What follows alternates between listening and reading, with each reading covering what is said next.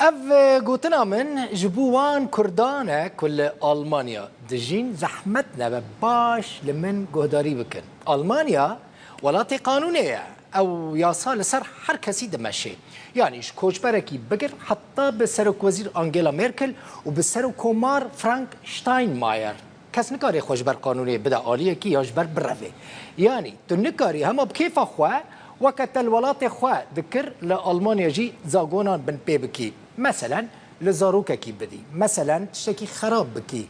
اگر تسينور درباس كر افتش تسريتا بنيرن چه بويا پنابركي سوري لألمانيا جبركو زاروكا وي كروية دسالي دناوا جهان دا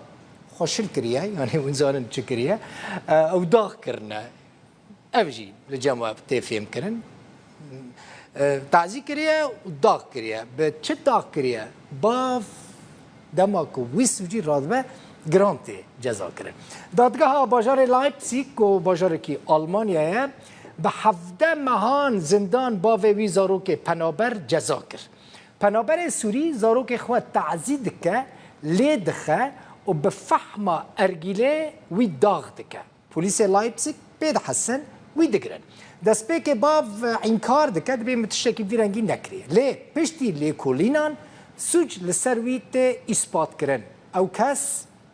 هم ده جزا کرن به 17 ماه زندان هم جی کرویه 2 سالی جویت استاندن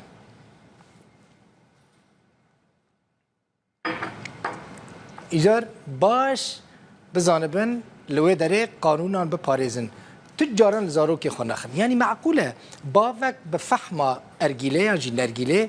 رابا كوري خويه دسالي داغ بك افتي سريوي 17 ماهان دويت زندانه ده بمينه بخاطر و سپاس و تماشا